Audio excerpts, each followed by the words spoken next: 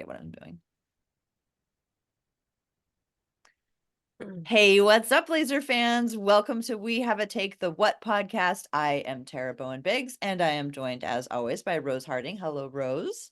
Hi, Tara. How are you doing this morning? I am doing wonderfully. Just got back from my walk, and I bought my cat a sweater, which maybe I will tell you about later.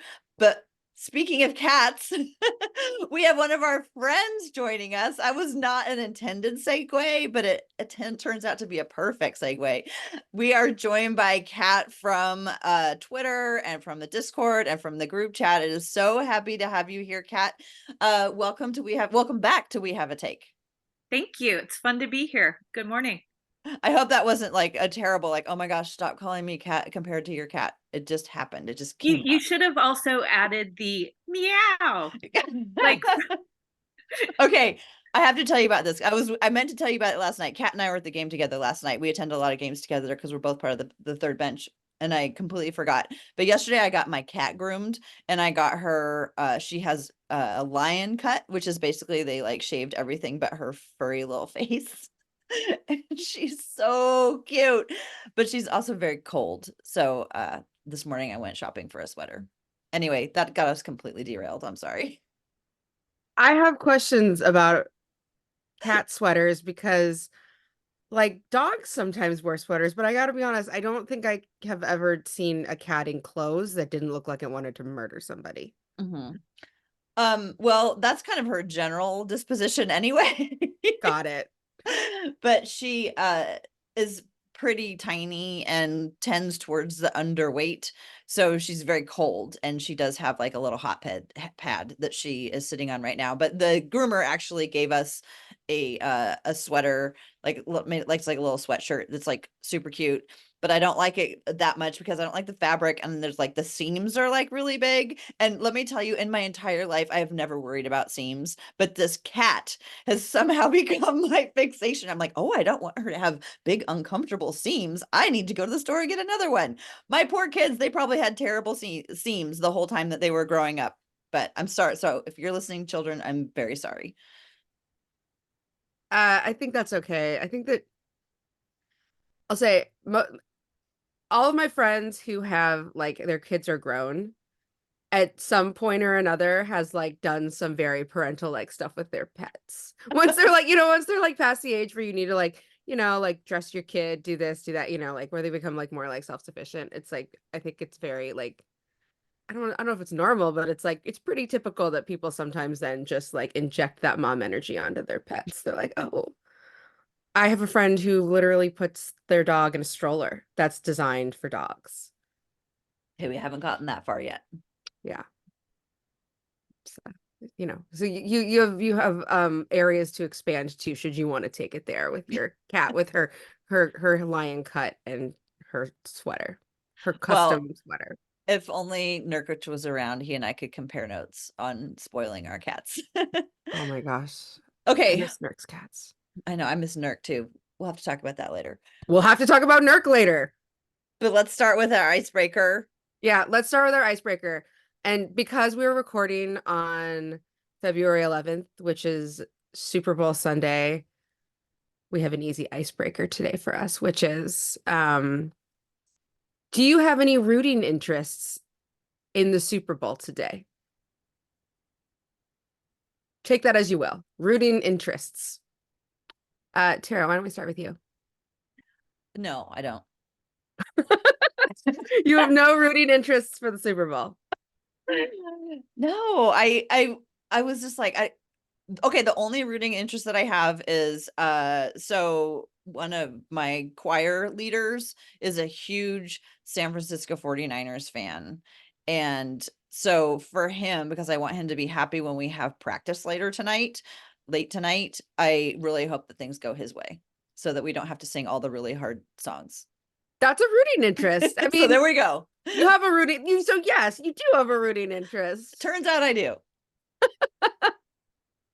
How about you, Kat? Do you have a rooting interest today? not really. I come from a Packers family. We are Packers shareholders also. which is very funny because my dad actually was born outside of Chicago, moved to Portland when he was 5, and somehow became a Packers fan. And so that's kind of where I've grown up in the Packers fan base. So I'm just looking forward to a good game, good commercials. Usher, I think, is going to be fantastic. So I'm excited to watch, but I don't really care who wins. Yeah, I mean, well, I will say that's pretty surprising for someone who grew up in Bears country to end up a Packers fan. Yes. But the Packers feel like one of those teams where they like if they weren't loved outside of Wisconsin, like I don't know what kind of a franchise they would be, because like Green Bay is actually tiny. Yeah. So like good for them for um expanding their fan base. I'll say for me, I don't have a rooting interest for a team exactly. The only thing I'm really rooting for is because it is February 11th. It is my dad's 78th birthday. And so he gets a Super Bowl birthday, and my dad loves football. So I'm rooting for my dad to have a good time. Um, which I don't think he cares who wins the Super Bowl either, but that for him weirdly doesn't matter for the Super Bowl. He'll find a reason to root for one team or the other, and like that'll be like an enjoyable thing for him, which is sort of like one of the nice things about watching sports with my dad, but it's also infuriating about watching sports with my dad, if that makes sense. But anyway, I'm rooting for my dad to have a good time. And I'll say this, I have like a rooting interest that's like a hater rooting interest, which is like I'm rooting for people who are butthurt about Taylor Swift to have a bad time. Because I think it's so weird how much football fans who decide that they don't like her like go out of their way to hate on her. And I'm like, just ignore it. It's like, I mean, there's like you know how many annoying fans there are all across every professional sports league ever? Just ignore it. It's fine. You're like you getting so hot and bothered about it is super weird. Adult men. Angry, upset fans, they just get so much more airtime. You know, I don't know why they just are. It's so much easier to find people who are upset with how things are going than not. And that actually kind of does take us to our topic for today. The trade deadline has passed. The Blazers made a move to bring, I'm reading his name because I can't for the life of me remember his name. Delano Barton. No, Nope. Delano Banton. I even wrote it down and got it wrong. Good old DB for a highly protected second round pick has come to us from Boston, and we actually got to see him play last night. And then at the same time, they signed Ashton Haggins to a 10-day contract, and that's the Blazers trade deadline. There was a lot of speculation and talk about what they were going to do, what they should do, what they could do. Most of the things they didn't.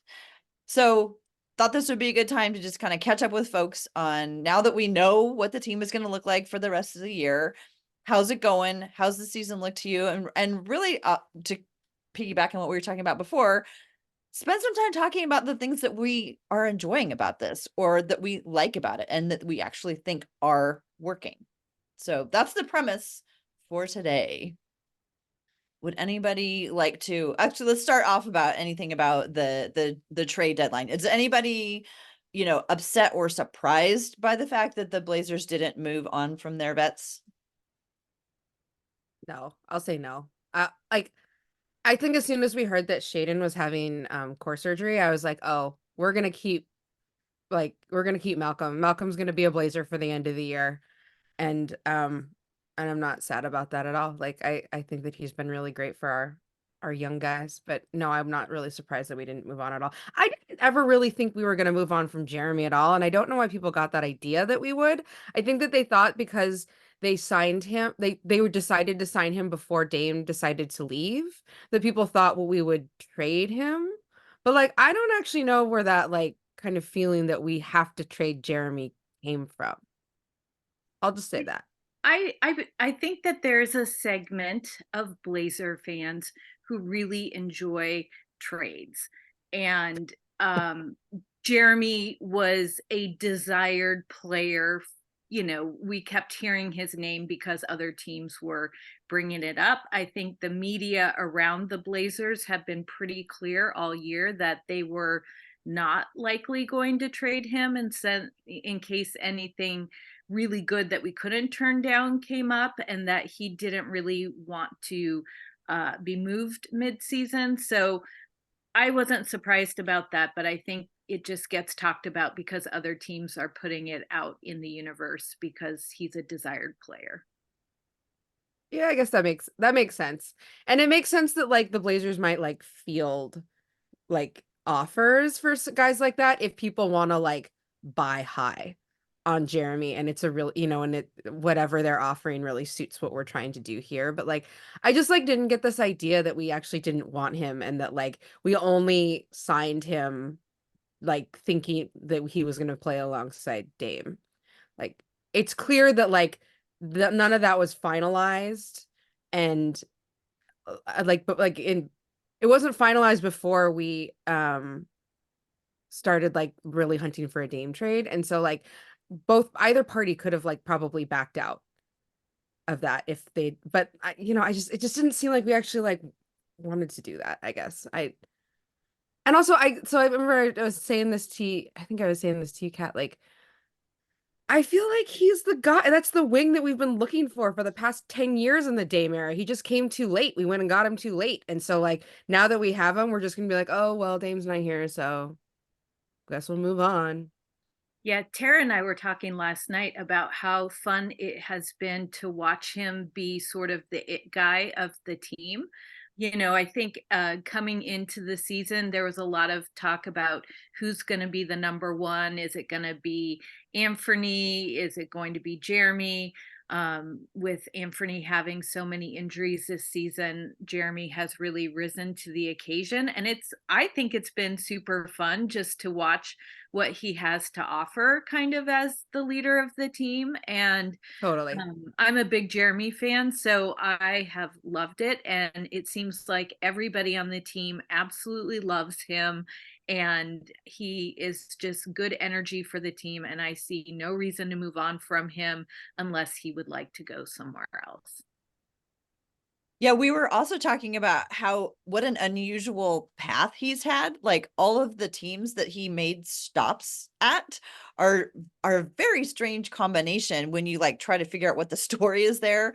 Was it was he drafted by Philadelphia? He played with the rebuilding Yes. Philadelphia in like the really poor eras, and then he also made a stop at OKC. He made that stop at Denver, and then he chose to go to Detroit to take on a specific role. And I guess until I saw him sort of stepping into that here in Portland, absent anyone else trying to lead the team or having the ability and the experience to lead the team, I never kind of really got his potential in that arena. But I'm seeing it more now, and that has been enjoyable. And yeah, I think it's been pretty clear from the messaging from the team is that like, yeah, if somebody made him an offer that they couldn't refuse, or if Jerami was ready to move on, but like, during that Detroit game, who would have scored if it wasn't for Jerami? Like you can't just get rid of everybody. No, and I think it's really interesting that there's like this contingent of like, there's like kind of these different schools of thought about how you develop young players. And like some definitely think like, oh, you develop them by playing them. You play them as much as possible. Like you play them 36 minutes a game, and like, you know what I mean? And I've just like, the thing that I can't square though is like how those people also can be the people who hate our coach. Because I think that in any scenario where you want to develop your rookies that way, which we've seen like teams do to different success at different times, you have to have a really good coach for it. And I'm like, how can you be unhappy with our coach, but also want to develop our team that way? That like doesn't really make sense to me, because I'm like, so they have to learn from somebody. It's not just going to be learning from mistakes. Like, have you seen like people out there try to learn how to do something on their own with nobody to look toward, like to see how you do it? You either need those to be like players, or you need that to be your coaching staff. And if you don't like the coach, the only other option is to do it with vets. Like, I don't know, like, I don't really know where this like where these two like ideas kind of fit together. Like, Well, the other thing is look at some of the other rebuilding teams, and Detroit, minus the last couple of games, just because you were getting a lot of play time did not necessarily make you a better player. And so no. I totally understand the Blazers' perspective of wanting to have some vets on the team to teach players how to play the right way. Chauncey seems very into players earning their minutes. I don't know if that's, I'm not a coach. I don't know if that's the best way to go about it or not, but that is how he seems to be coaching his staff. It seems to be working with Scoot, which he seems to be putting a lot of mentorship in around him. And it seems like Scoot has really benefited from that. So I'm happy to have vets to help our young guys learn how to play the right way, because I don't think losing all the time with a lot of minutes necessarily makes you a better player. I Yeah. agree with that. And one of the things that I hadn't struck me before this year is not necessarily whenever I heard about people playing alongside vets, in my mind, I was thinking of it as a situation where like the vets are on the floor giving instructions and helping out. And I believe that to an extent that happens too. But the other nice thing about having a vet is like that you can get somebody who can finish the play. If Scoot spent the entire year playing 36 minutes to somebody who was also trying to learn how to receive a pass, I mean, that's, at least he has players that, that he knows that know how to receive the pass. So he can focus on getting the pass to them in the right way and learning how to adapt to what different players want.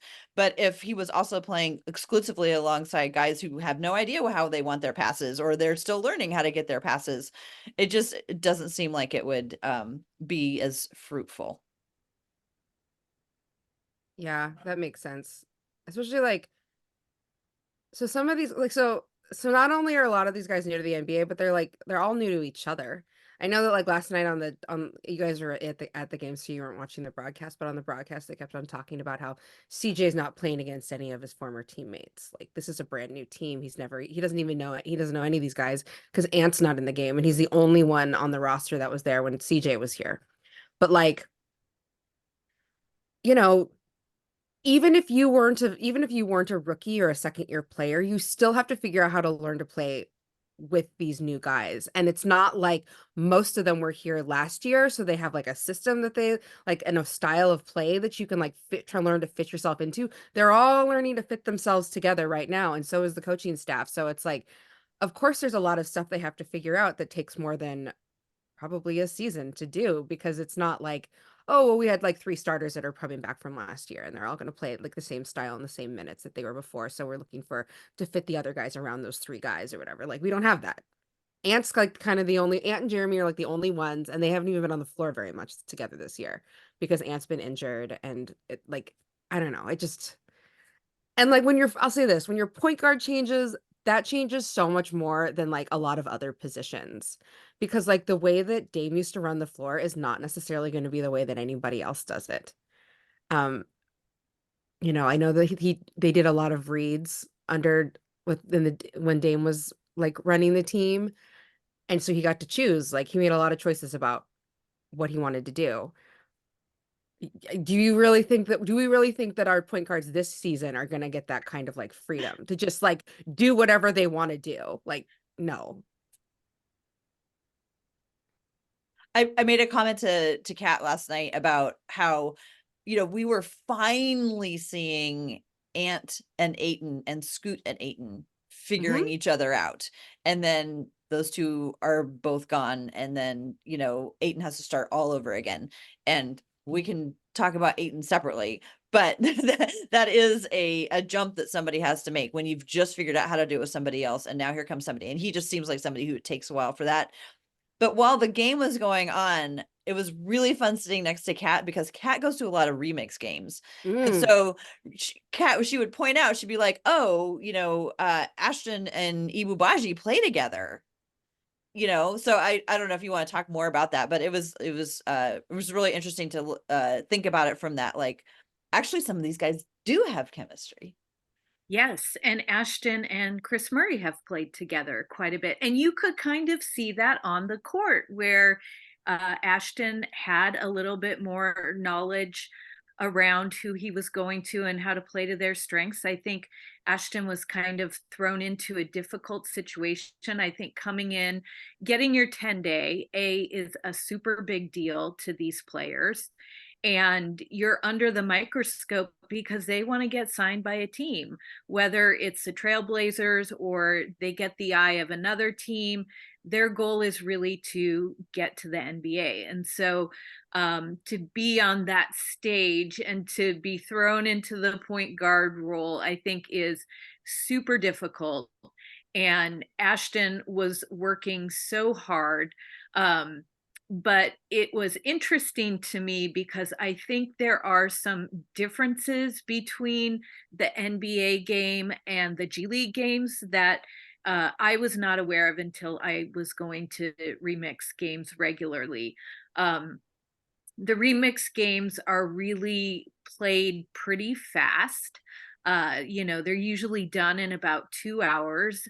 The refs don't call as many fouls in the G League games. And so I kind of wondered yesterday when Ashton was fouling so quickly, like, was he trying to adjust to, all right, what's going to be called in the NBA versus the G League? What can I get away with? We also see that with rookies that they foul a lot.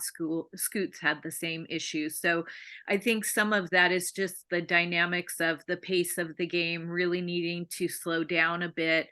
Um, Fouling is a little bit different. And the G League rosters are really variable. People are coming and going all of the time because you have rookies that are sent down to play for a period of time. Then the remix go on the road and the rookies might not go with them, or the two-way players might not go with them. So they kind of have their core group. And then when they're in town at the same time as the Blazers, then they've got Rupert, who's getting a lot of minutes with the remix. And you have Kris Murray and Baji, who've done significant minutes on the remix as well. And so yesterday I was getting a little bit frustrated with people on Twitter who were talking about needing to maximize minutes for the guys on our bench instead of calling up G League players. And I think Rupert is the one specifically people were pretty upset about.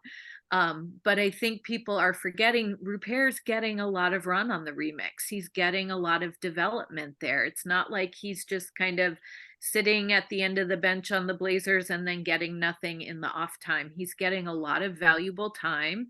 He's a project. The Blazers have been pretty clear that he's a longer term project. He's a young guy. He's still been growing, and I think he's getting better. When you watch him on the remix, you kind of get sparks of, oh, that's what Mike Schmitz was really interested in him as a player. But yesterday, when we needed a point guard, it was great to have the remix to be able to pull from because Ashton has that experience. Ashton is also the only remix player who's going to the G League All-Star game. He's been a consistent player. He knows that point guard role. Not that you can come into it seamlessly, but I think it was the right way to do it. I think if you took Rupert and put him in a position that isn't his normal position and he's still really developing, I think it probably would have been a nightmare. So I totally understand how people get frustrated, but we have to remember that we've got the remix now. We're developing guys. That's where we saw Kris Murray make the leap. Early on in the remix, probably the first couple of months, I was a little worried with Kris Murray. I kind of thought maybe that was the draft pick that we bombed, and I was really bummed about it because his brother Keegan is great. But he just got reps, he got confidence, and it clicked. And once it clicked, he's been doing much better out on the floor. And so I think those reps are really important. And I'm excited that we have the remix to draw from. And I have a feeling we're going to be seeing a lot more 10-day call ups over the next couple of years. So if you're mad about that, it might be time to find another hobby for a little while. Also, like, to your point about like, so this is our first year with a G League team here. If not for a developing team like ours, like where can players really expect to get those like nice little call-ups? Like I feel like we're like a really good team to experiment with that, because you never know. Like your G League team is about developing players that you know, like that are like two-way guys or like your younger guys, but it's also about like kind of mining for hidden treasure, right? Yep. Finding guys who are just going to fit with the style of play that you want, and like, and bringing them up and finding good role players that are in the G League system and bringing them to the NBA. Like, so like if not our team, which, I Yep. That's another good point. And I don't know if people realize I was kind of shocked going to remix games. Joe Cronin goes to a lot of games. Mike Schmitz goes to a lot of games. The whole scouting staff of the Trailblazers are at those G League games, and they're not just watching our guys, they are watching the other teams, and they are scouting a lot. It has been very surprising to me how much of their time they are out there scouting and really looking for the diamond in the rough, or somebody who might fit our system and our timeline that just needs a little bit of extra development. They're out there watching those guys. So I think it's pretty fun and exciting to be able to see an array of players. And it's also just kind of a really wild group of people that are out there. And by that, I mean, it's a lot of really good college players who did not get drafted. You know, some of them I think just didn't have the size to make it in the NBA. Then you've got sort of a roving cast of guys who have done various 10-day contracts and two ways, and you see players that have been on the Blazers, and then you've got like your Mo Harkless, who is trying to rehab and get back into fitness so that he can maybe get called up by an NBA team. Your Greg Brown the thirds. It's kind of an interesting group of guys. Some of these guys have a lot of sort of tangential NBA experience and are older, and then you've got guys that are super young on the Ignite who are going to be drafted as rookies, and then you've got these development guys, some of whom left basketball for a little while and are coming back to it. It's very, very fascinating. I love that perspective that you bring.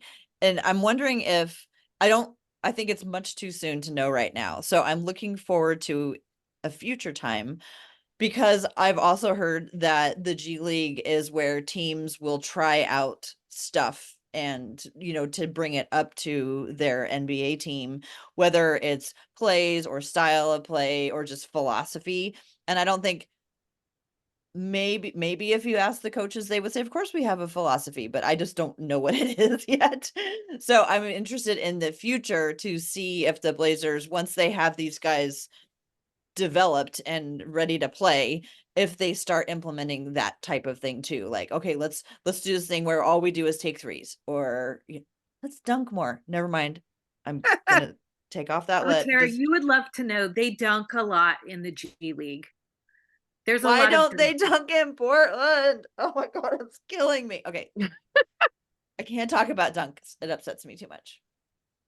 I wanted to like, so one of the things I was thinking about, Kat, when you were talking about like how Joe Cronin and Mike Schmitz go to a lot of G League games, and they also like go and watch not just our players but the other players. I was thinking like that's probably how we got Delano Banton, like, because he was like, I think wasn't he a two-way guy for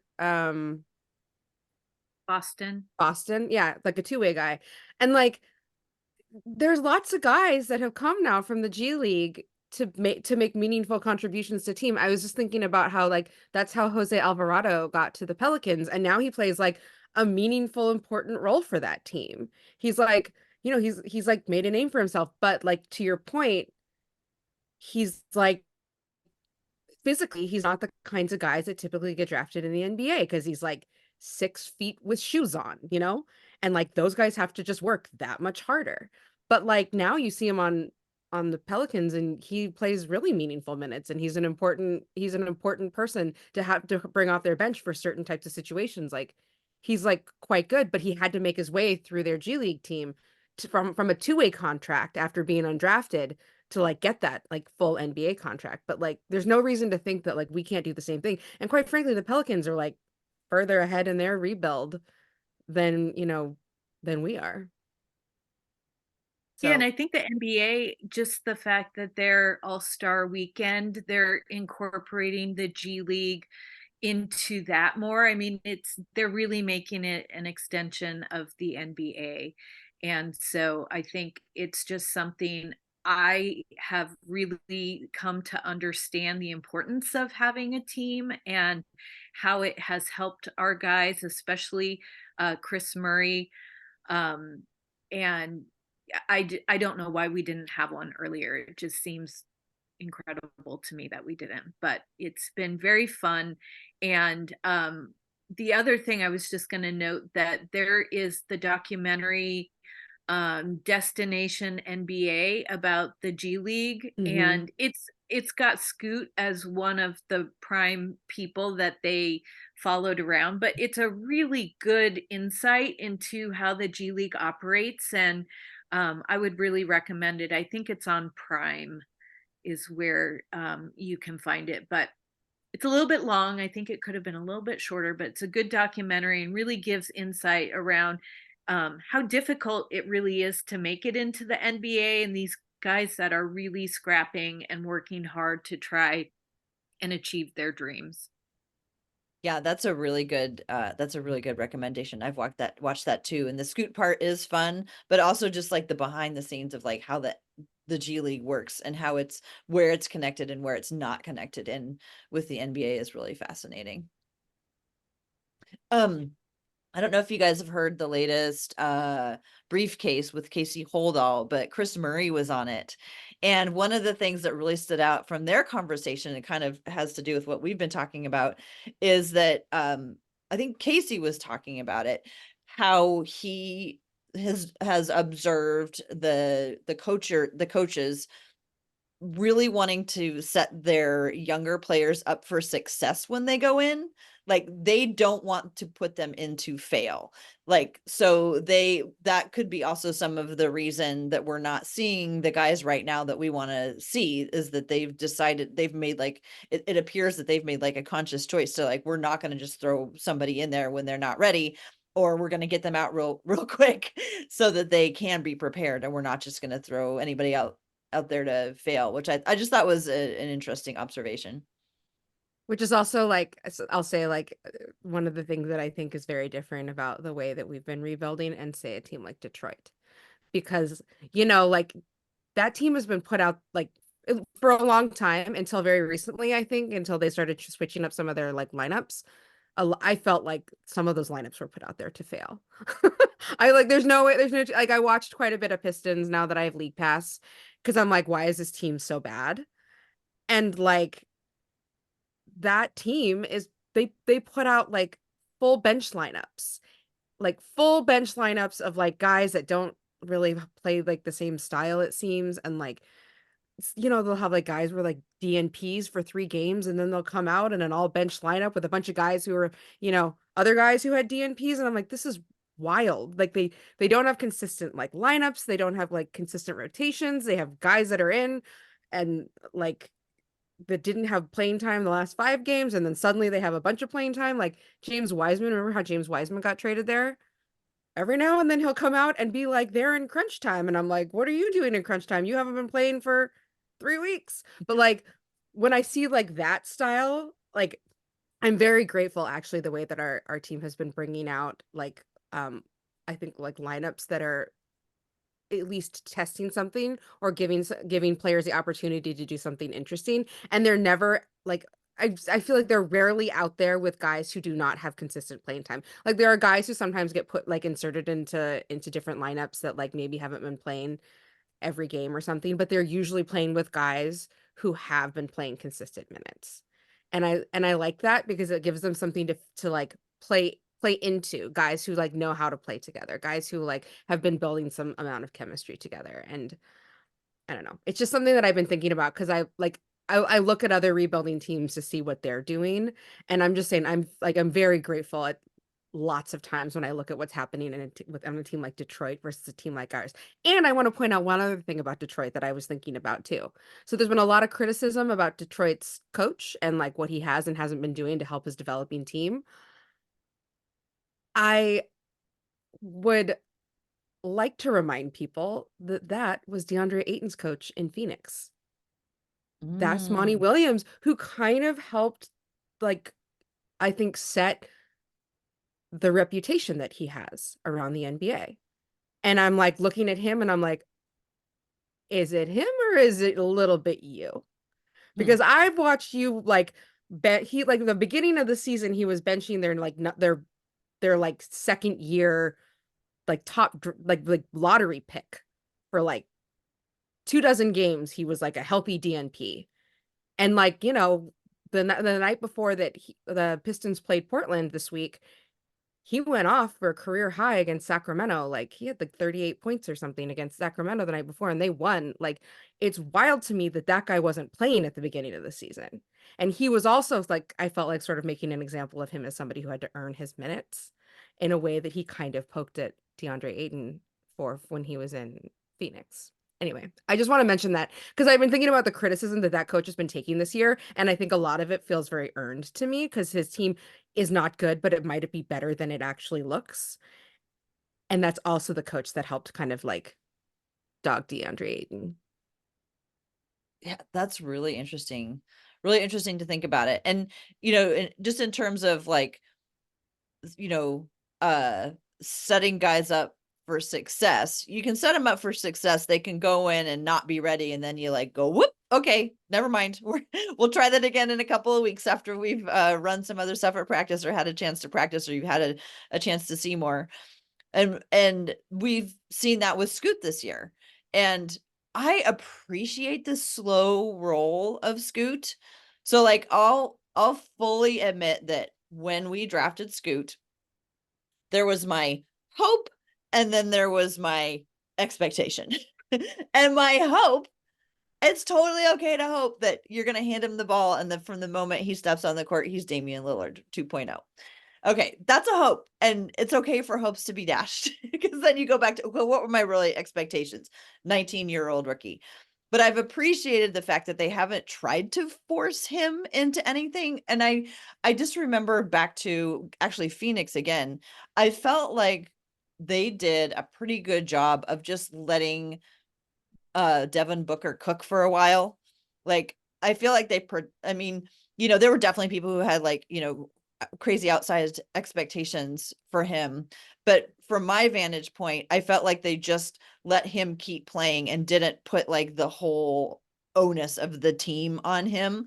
And I feel like the Blazers are doing a little bit of that with Scoot too. It's like, okay, Scoot's our point guard of the future for now, but we have to see what else we're going to come. We have to see what else is going to develop. And they're not acting like, at least as far as I can see, that like he's going to be the savior and everything is going to be based on his immediate success. They're saying this is an extremely talented player who has a very high ceiling and we're going to take it carefully and we're going to develop him at a speed that makes sense rather than like trying to like rush it. So I'm kind of wondering where you guys think we are in terms of like just where are we in this rebuild?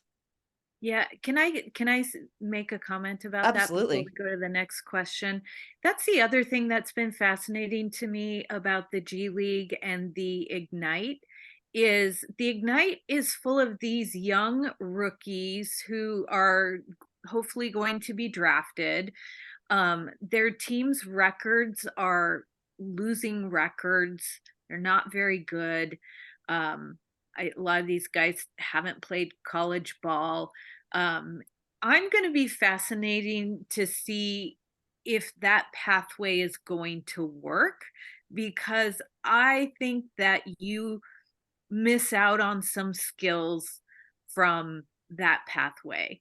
And I'm only saying that based on what I've been watching in the G League, and I can see how Scoot came in with some deficits just based on how the G League play goes. And I'm kind of thinking, yeah, maybe a year or two of college might be a little bit more helpful, because if you're constantly on a losing team, I think you're just not necessarily building um, those strengths that you need. So time will tell on that, but I have to give Scoot a lot of credit. His mentality through all of these hardships, even starting to come here with all of the Dame chaos going on, he's held his head up high. He's believed in himself. I can't believe he's that mentally tough as a 19-year-old. I certainly would not be. And I am just constantly amazed at even last night when he's not playing, he's on the bench, he's cheering guys on. He looked very happy. And to me, I think that is a very strong indication of somebody who's going to be successful. Yeah, that's a good point, because you kind of forget how much G League teams lose. And Tara and I on this podcast have talked before about how we get concerned for those players that like come onto NBA teams and just lose for like season after season after season, and what that does to like your habits and your mentality of like playing NBA ball, because a lot of the times when you're playing losing basketball, you're learning also some bad habits. Um, but I feel like, I mean, I don't know, because I'm obviously I don't sit around in Blazer huddles or anything, but like I feel like his behavior looks as somebody who is very coachable and someone who is looking to learn. And I think that that's like the kind of attitude that you have to have when you're going to make that jump. Because I'll say I agree with you. I think there's something about college that helps those players make the leap, but I don't necessarily think that the G League can't also offer that. Because it's not like the college game is perfectly suited for the NBA game either. Like those are very different styles of basketball that you see in college versus G League versus like the NBA. And I think that if whichever one of those, like of the two, like the G League or the NBA, figures out how to like make their game more compatible with the NBA game, that to me is like solidifying the pipeline of players.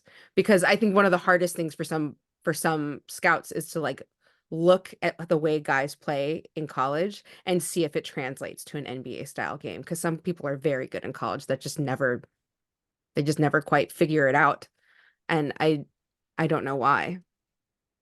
Yeah, and it may just be not the G League's fault necessarily, but maybe that the Ignite has a whole team of these really young guys who are projected draft picks, and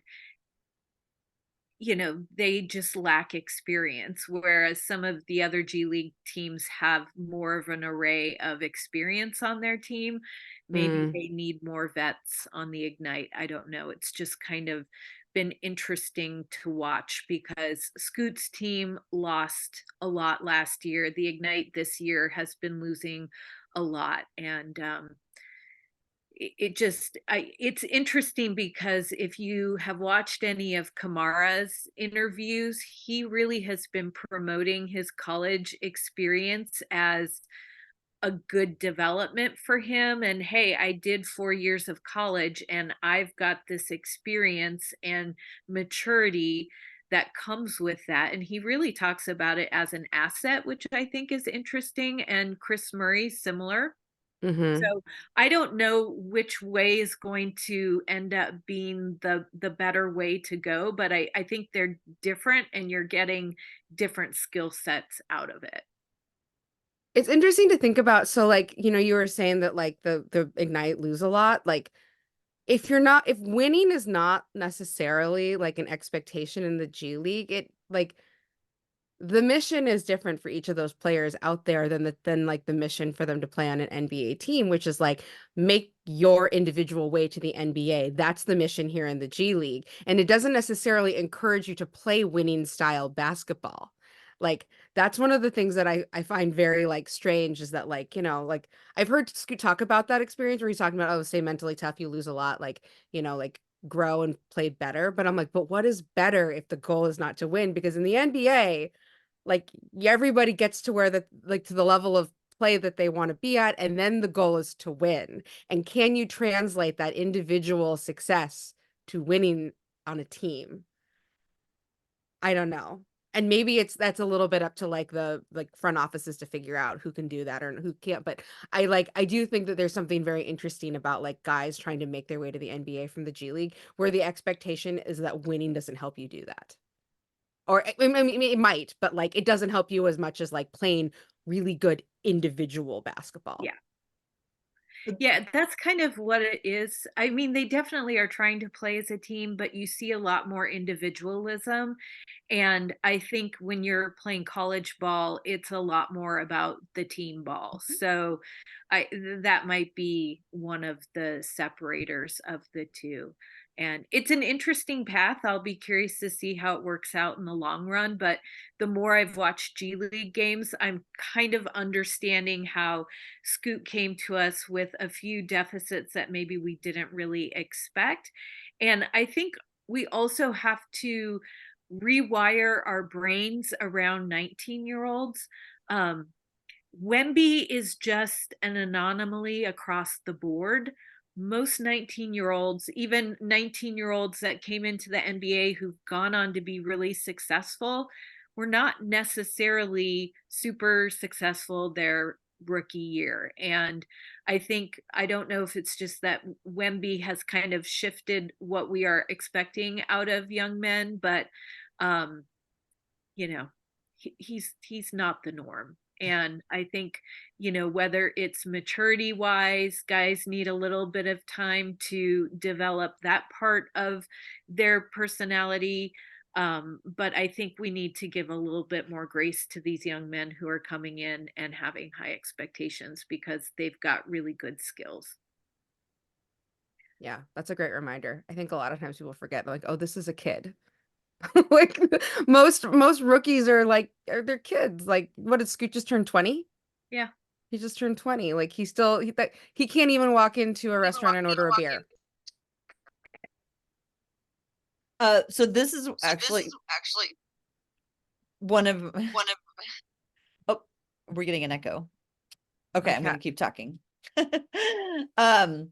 This is one of my favorite topics because I am really curious of whether or not the G League Ignite experiment is gonna be considered successful.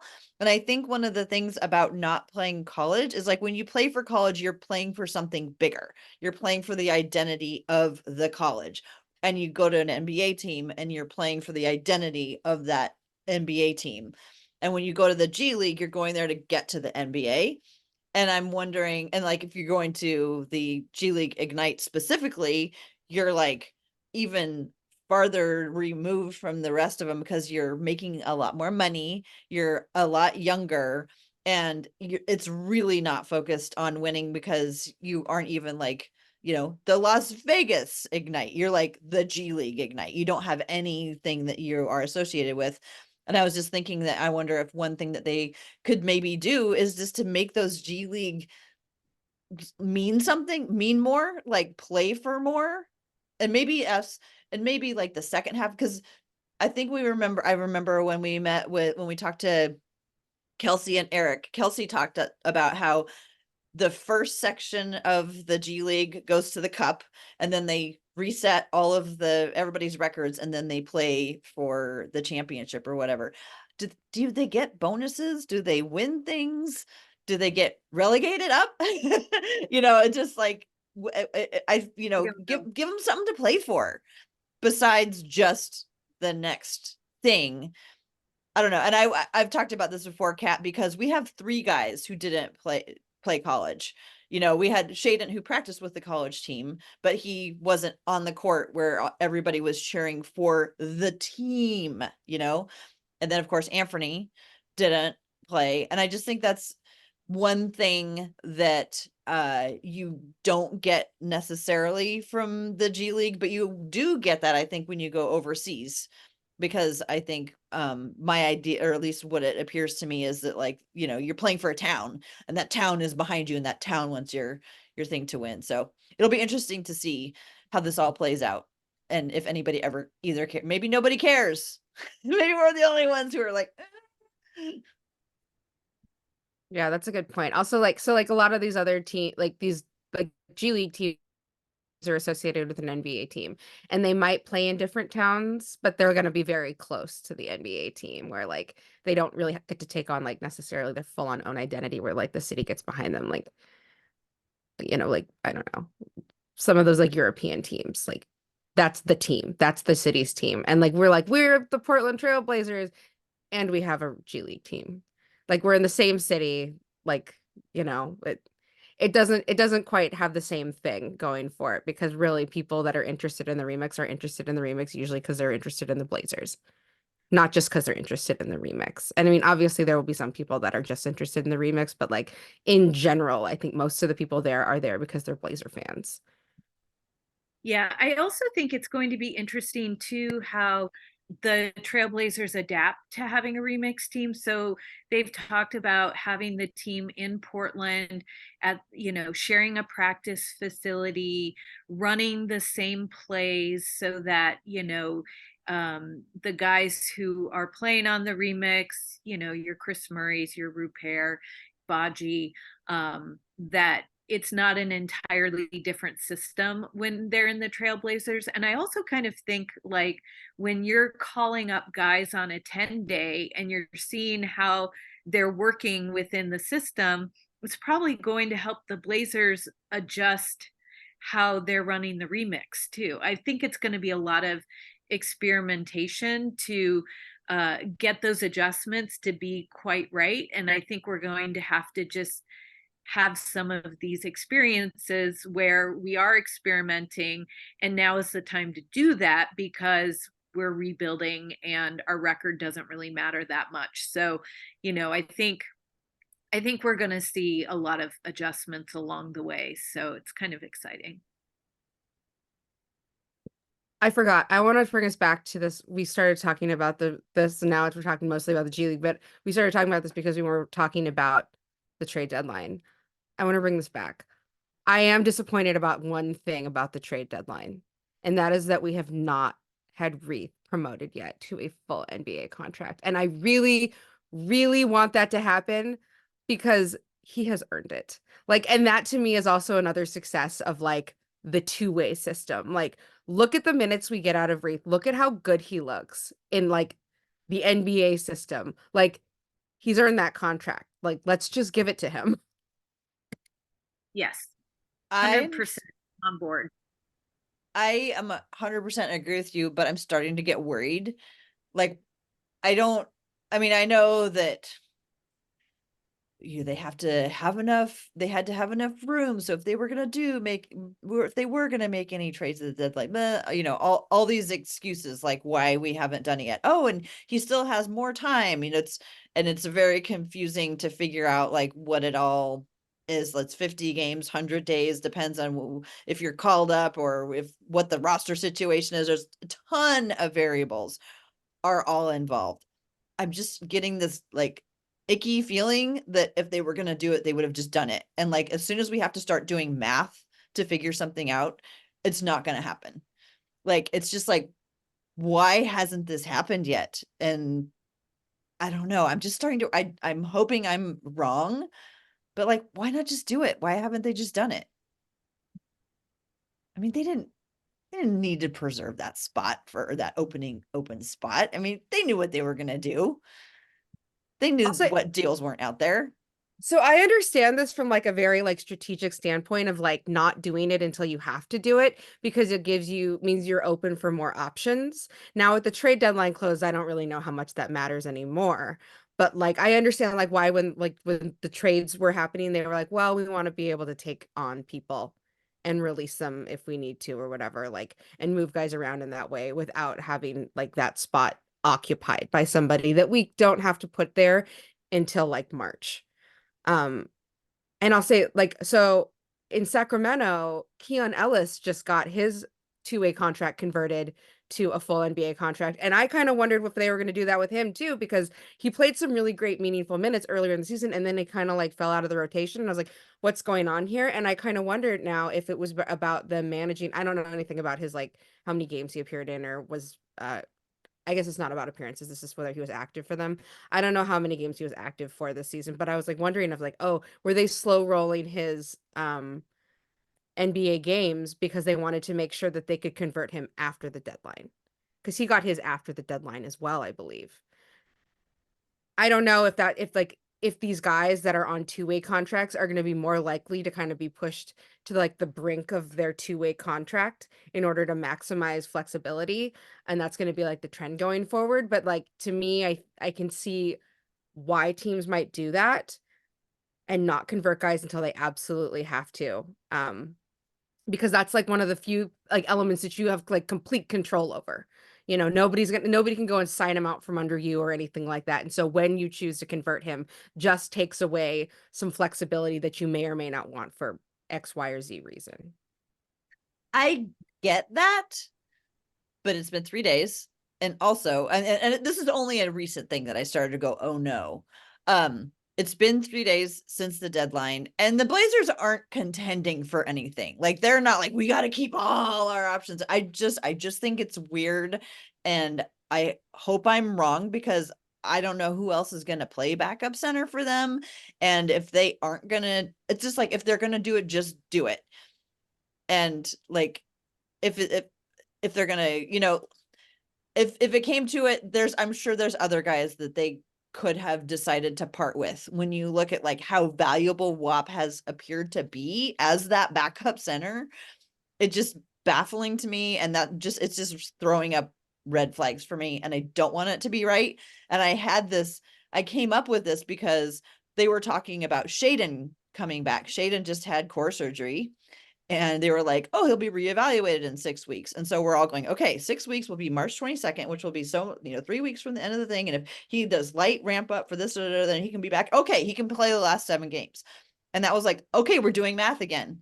As soon as we have to do math, it's not going to happen. And then I was like, oh my gosh, we've been doing math on Duop Reath this whole time.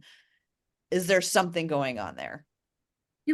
I can't remember because I didn't pay close attention. What is his injury he's out for? Who? Wops? Duop? I think it's something like minor. It's something like soreness or something. Okay. So Um, it's not something that we would be kind of holding off on to make sure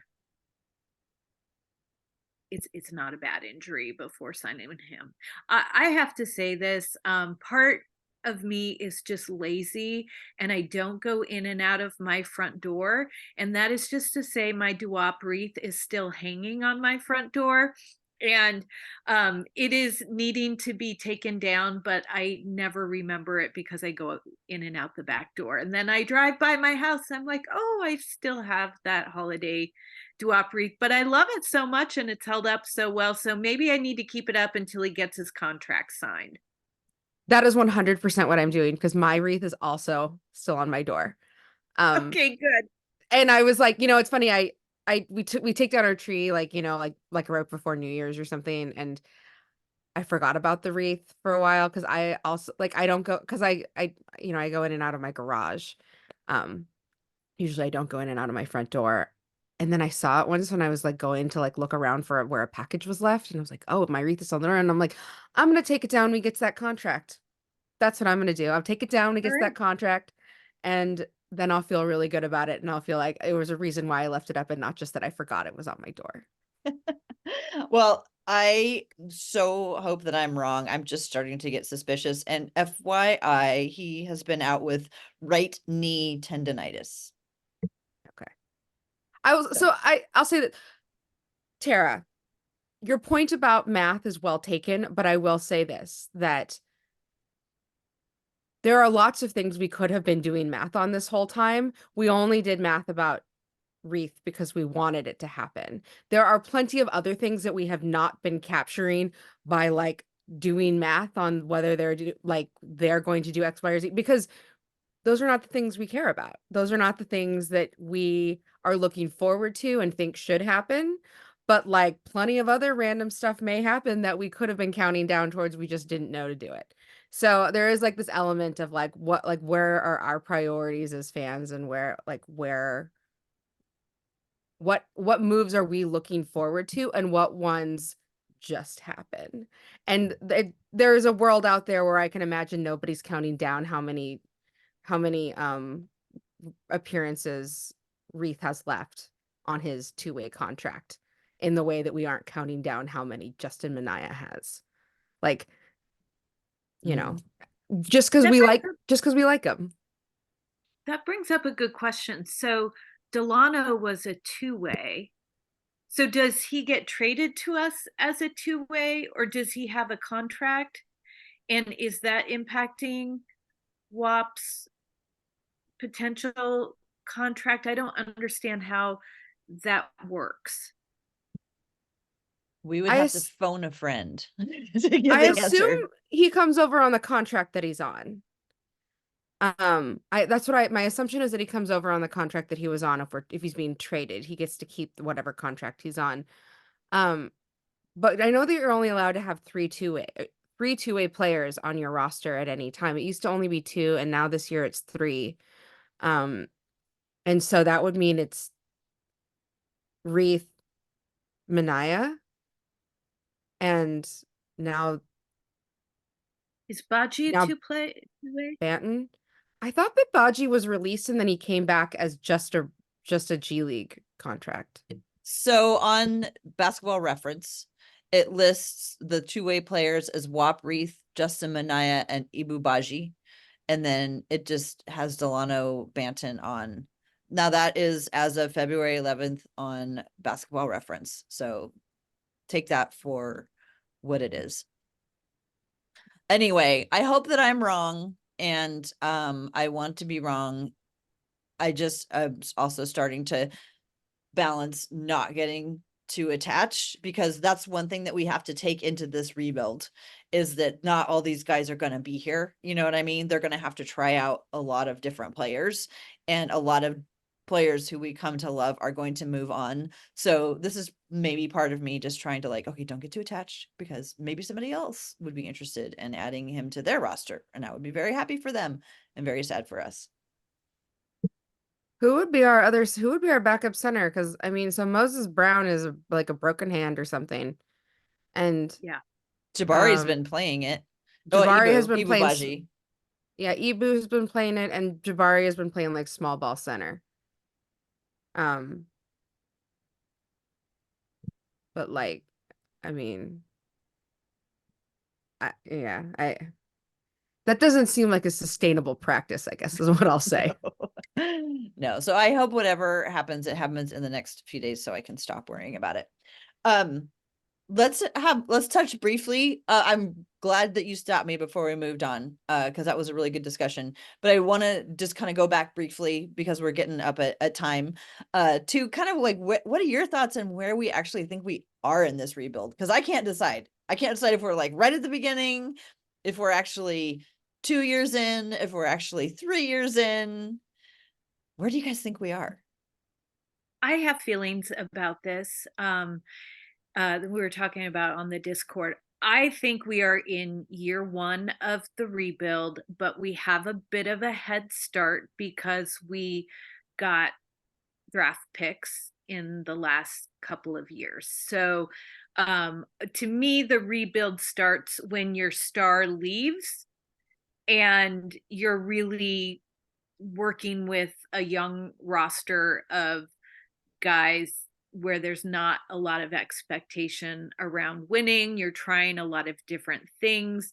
I don't know, I think if you look at other examples of teams that have done good rebuilds like OKC, this is their 5th year and they're looking very good, and they were fun last year. So, I think if that is something to look forward to, hopefully we're in a similar time range, but I don't think in the next year we're going to be a play-in team. I think it's probably going to take a couple of more years if we're being realistic. And I think there's going to be a lot of trying different things and players coming and going.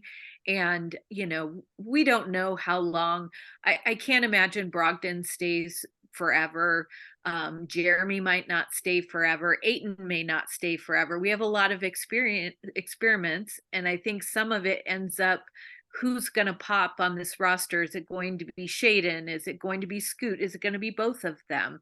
And then building around what is working. And I just don't think we know quite yet. But I am very adamant that this is year 1 of the rebuild. We got a little bit of head start from our draft picks in the last couple of years. And hopefully that sets us up for being in a shorter rebuild versus a very long rebuild. That's an interesting point. I didn't really think about what year of the rebuild we're in because we have been losing, and people I think considered us in rebuild, the last couple of seasons because we've tried to win and haven't been very good. I tend to agree with you that I think this is what we are one of the rebuild. And even if we were in the years where we were rebuilding in those prior years, I think it's enough to say that like the brief changed this summer. And so the rebuilding efforts also change, right? Like your priorities change suddenly when your star leaves. And no, you weren't very good in the last couple of years when he was on your team, but like the way you rebuild then is different, and the priorities are different than the way you rebuild now, where everyone is young and you don't have a star to build around. So like this might be rebuild 2.0. This is year 1 of rebuild 2.0 because the brief is completely different. You're not trying to rebuild a contender very quickly to maximize your stars like the peak of his career. Like now it's different because now like there's nobody to build around in that way. I assume they're not going to build around Ant or Jerami in that way. And so it's a whole cloth rebuild now. So yeah, I think I tend to agree with you that this is year 1 of the rebuild, even if we were in some form of a rebuild in those prior years. Completely different priorities. You have to start from scratch, even though you're right, we do have a little bit of a head start because we were bad for several years. But just because you were bad doesn't mean you're rebuilding. Yeah, and that's been kind of my thing that the hill I will die on is we've not been tanking for 2 years. In my personal opinion, we tanked last year for the last 10 games when Dame sat out. But people kind of look at it as a tanking year because we were bad. But if you go back, and I have gone back and looked at the games, and I don't know the numbers off the top of my head, but in the 2 months leading up to the end of the season with Dame playing his heart out, we were losing games. We were just very bad. We had a bunch of injuries. It wasn't just Winslow was out. We had a bunch of different guys out, and we were trying to win games, and we were bad. We were not tanking. Once Dame sat, to me, that's the tanking. The year before, not tanking. Our star had surgery. He was out. We didn't have the pieces around it to be able to make it work. And so that's kind of where I'm at. But I think we were really we were working a hybrid, right? The last 2 years, we were trying to make a hybrid work. It didn't really work, just like it didn't work for Golden State. And now we are fully rebuilding. It begs the question, the year that Dame had that surgery, whether he has that surgery if we were winning. Because I think that part of the reason why he had that surgery is because the front office convinced him, we're not going to win this year. You get healthy and we'll try and win next year. And so that's why he took the end of the season off. But if they had been in like the playoff hunt and felt confident that they could make a run, I don't think he has that surgery. Probably not. But I also see that is different than sitting a player in order to get good draft picks. You know, he needed that surgery. It was obvious that he needed that surgery for quite a long time, and he was putting it off.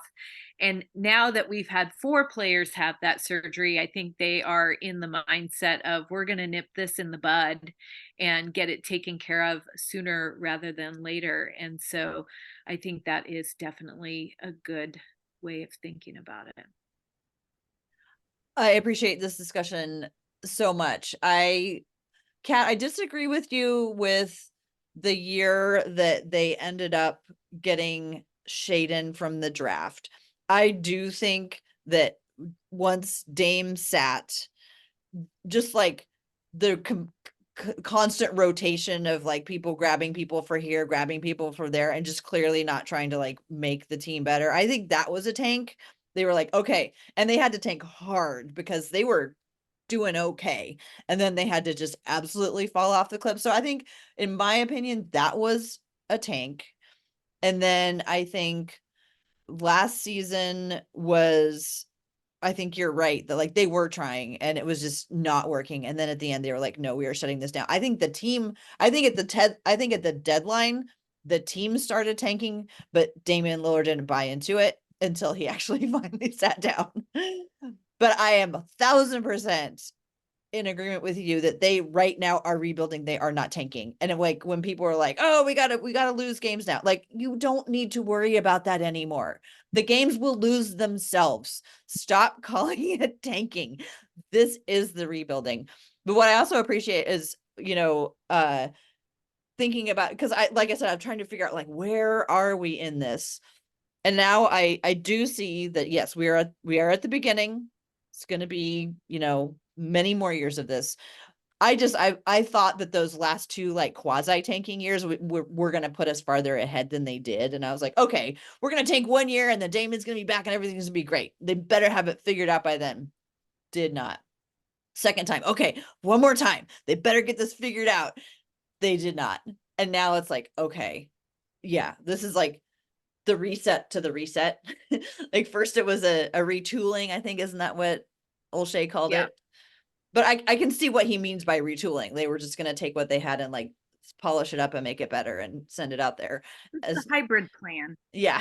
Yeah. And now it's like, no, this is the beginning. And I think, one of the things that made OKC's journey fun and successful eventually is that, they had Shea to start with. And, if we've already, like you said, are a step ahead, having gotten 1 or 2 of the building blocks, then it will be great. But yeah, every time we lose a game, like I was so happy to have the discourse done about feeling bad about winning games. And people are trying to creep that back in there, and it's like, no, it's gonna be what it is gonna be. Yeah. And we have our own Shay. And I'm hoping that once he gets that core surgery, we are going to have our own exciting Shay that is going to lead this team. I'm pretty excited about him, but it's easy to forget when he hasn't been playing for so long. So I'm glad that they're getting it taken care of instead of having, what we learned with Dame, letting it linger for years is not really a good option.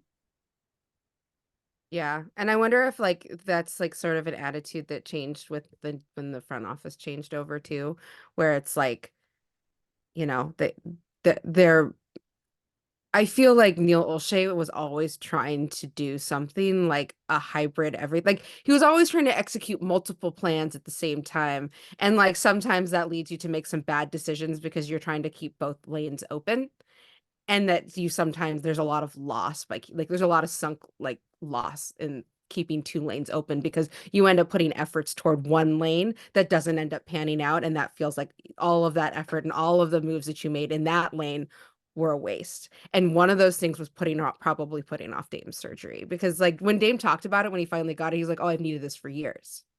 Yeah. I've needed this for years. And I'm like, well, why the F didn't you have it for years?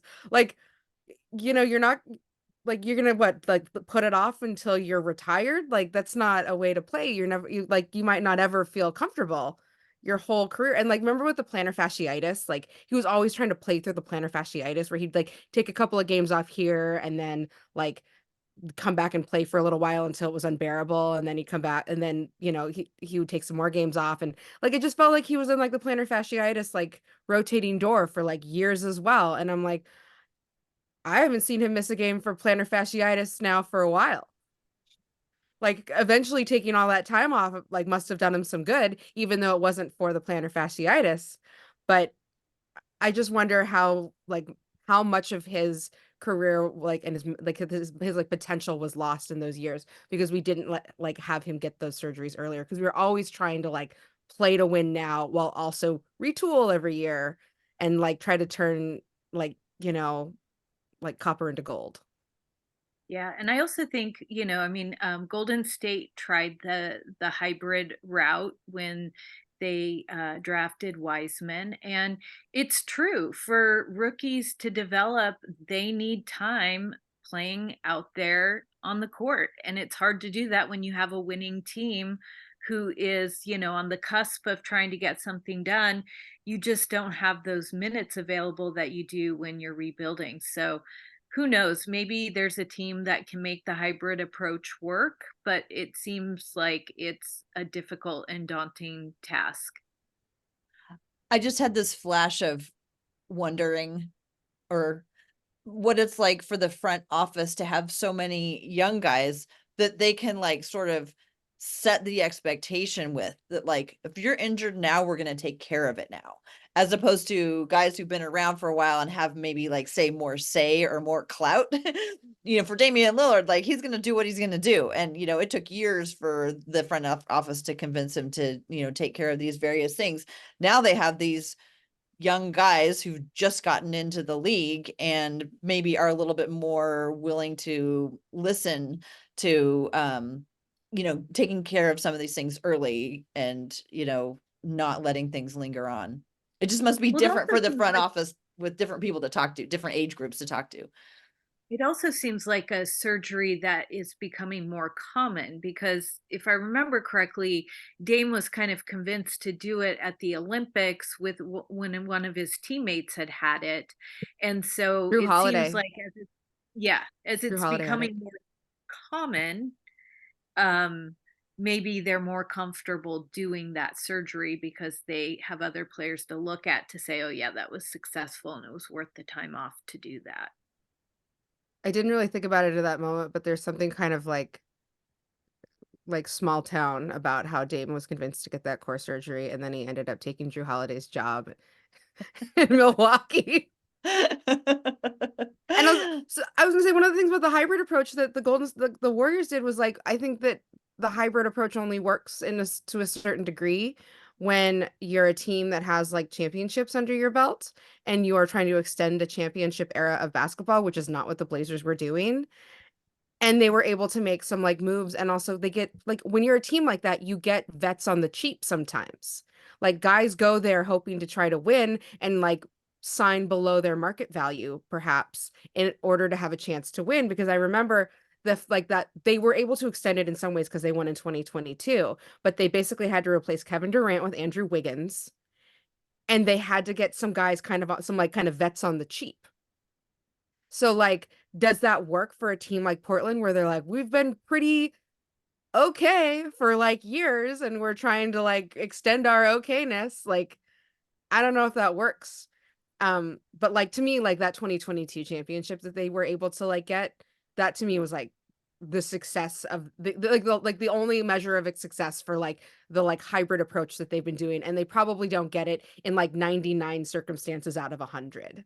Like, and I'm like, now you guys are just like gonna die slowly, because like now that core is like quite old, and it's clear that they don't have their like new guys like in the pipeline to like be successful. Like they traded away like one of the guys that helped them win championships because he had a problem with one of their core guys, and oh oops, that guy's like younger and going to be going into his prime, and the other guys are like kind of, the sun is setting.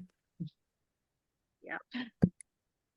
Well, this has been an awesome discussion, but it is about time for us to wrap it up. And but before we wrap, anything else you didn't get to say about how the Blazers are doing right now that you want to get out there? Otherwise, we'll just go into takes. I'm going to say one thing. We have complained for years that players don't want to come to Portland, and Brogdon has been so vocal about wanting to stay this season, and everybody is mad about it. So let's give Brogdon and Jeremy, quite frankly, some love for their wanting to stay in Portland, at least this season. I think that's nice to hear. There's something good going on that they are enjoying. That is a great point. And it Love actually, that. I wrote myself a note way back at the beginning of the podcast when we were talking about Jeremy and Brogdon not being traded.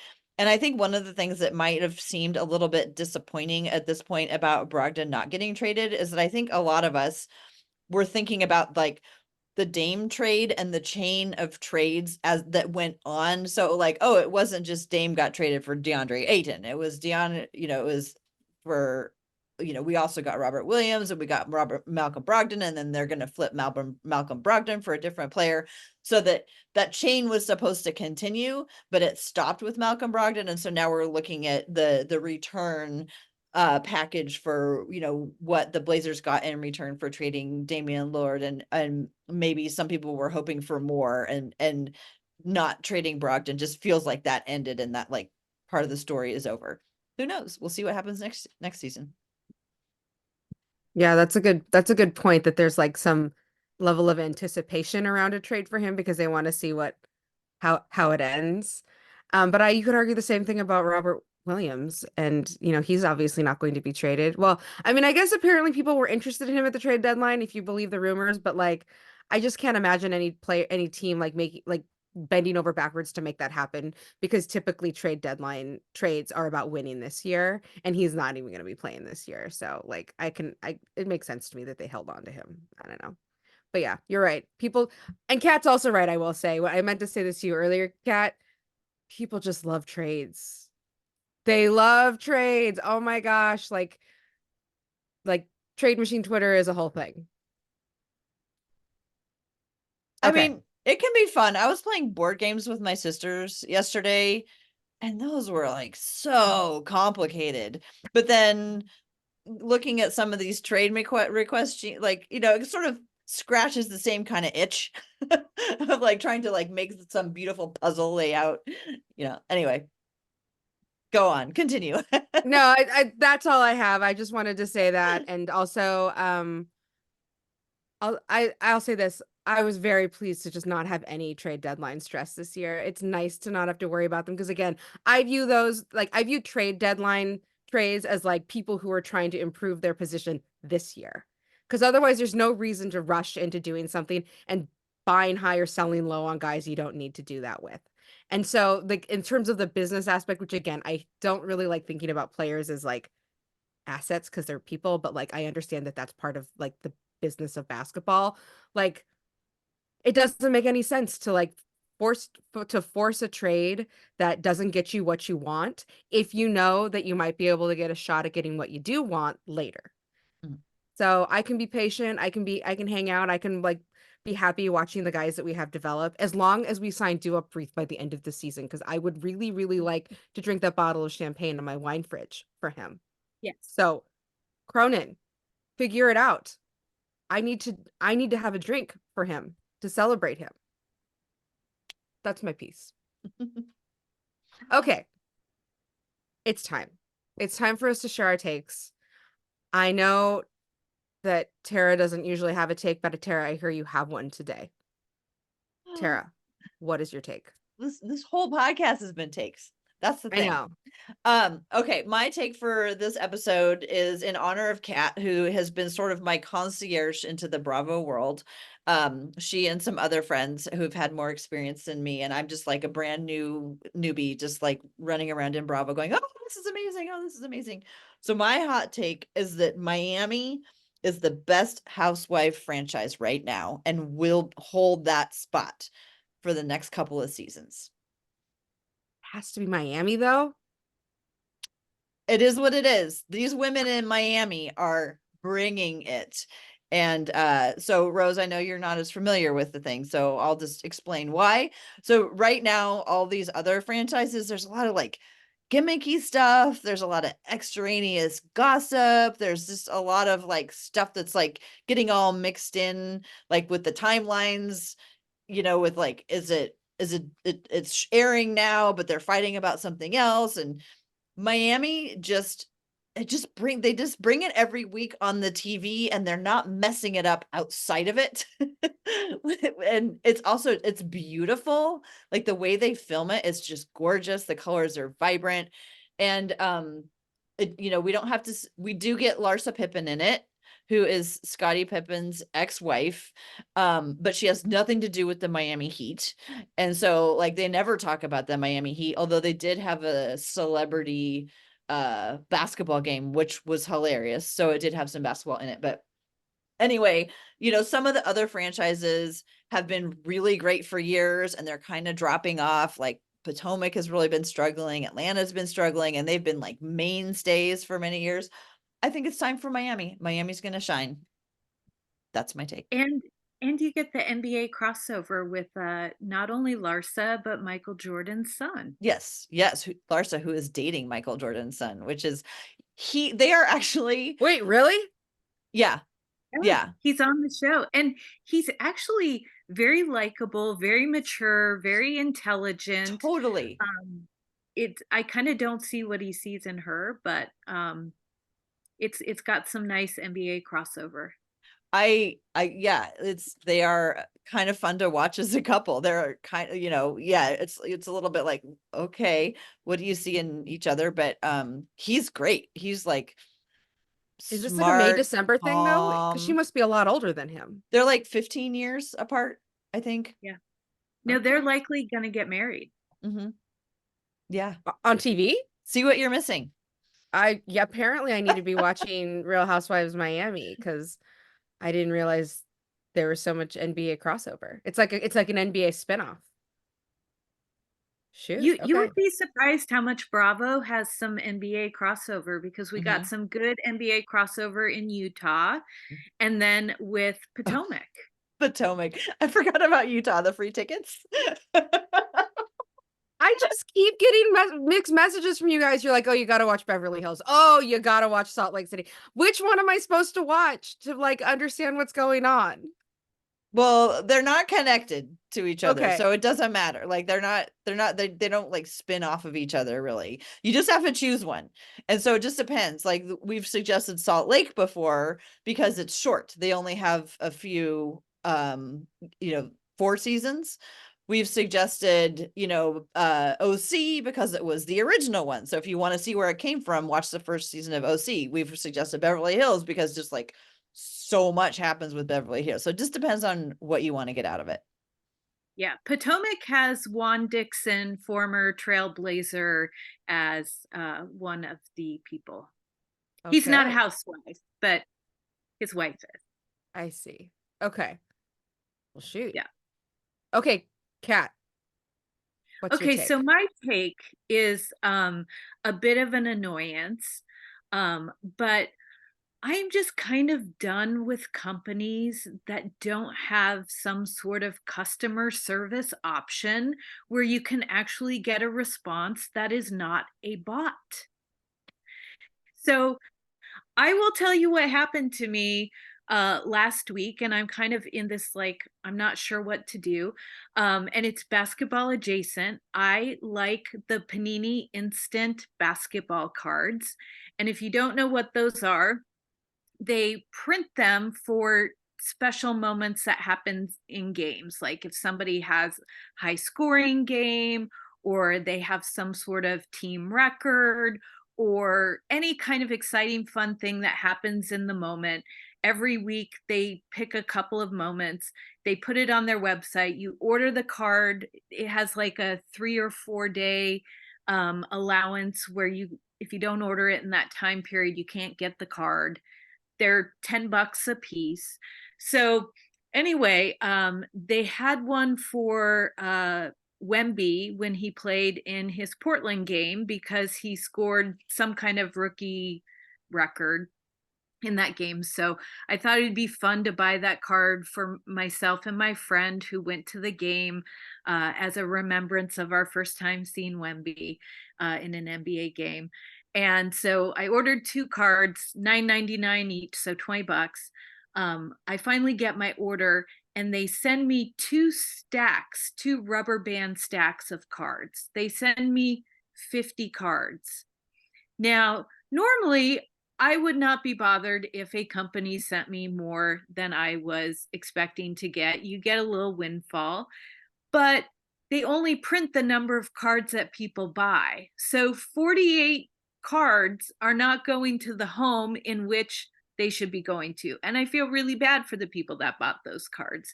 And I've been trying to get a hold of somebody at Panini to see how to manage that, because I want other customers to get the cards that they paid for, and you cannot get a real person. I've tried their phone line that has, an automated message. I've tried emailing. If email goes into a void of nowhere, do not put an email as your customer service option. And quite frankly, I'm trying to help you out in that you sent me $500 worth of product on a $20 order. So anyway, I'm just kind of at my wit's end with the bots and the inability to actually talk to a person when you're having an issue with a company. That's a good take, I will say. And I will say, to add on to that, I have similar experiences when they have like live chat, but it's live chat with a bot. I'm like, Yeah. this is not what I want. Like, this person is no better than me, like, using your FAQs, because that's basically what they do. They have an interactive FAQ where they only have a certain number of responses available to you. And yeah, I agree. It's hard to get good customer service now. And I do, you're right. I feel bad for those people who didn't get their cards.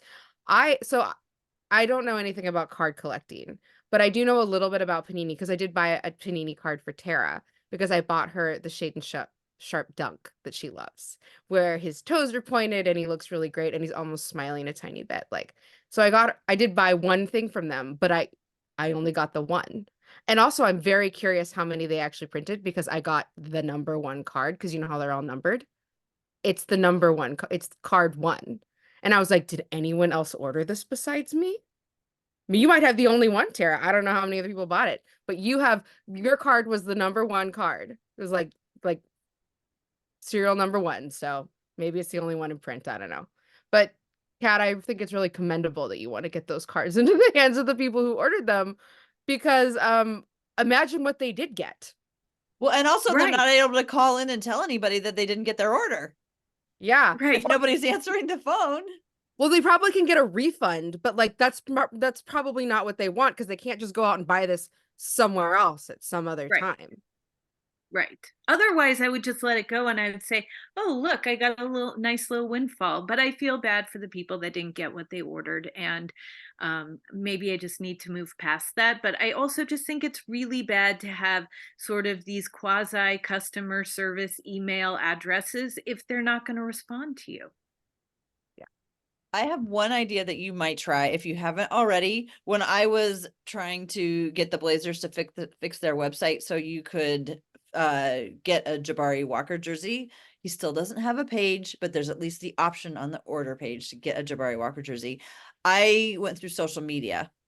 So have you tried to go through Panini social media? They may respond. Okay. It And is I think they've sort of become like the de facto customer service. I was gonna say, I do think that there's a non-trivial number of companies, like large companies, that only provide customer service through things like Twitter. And it's one, because when people complain about them, they want to be able to respond and look responsive because it makes them look bad if you're tweeting about them and they're trending because they're doing a bad job with their customer service. And 2, just because I think that it's like too tempting for people to outsource that stuff because it's expensive. And so, you can get people from wherever around the world to provide technical assistance through Twitter, which is AI just is not going cursed. to fix everything. AI is going to have some really positive impacts, but we still need people to do things. It's true. What's your take, Rose? Okay, so my take is this. I've been trying to take my daughter to a game. And it's always hard for me to choose because it's like the games are so late. My daughter is 7.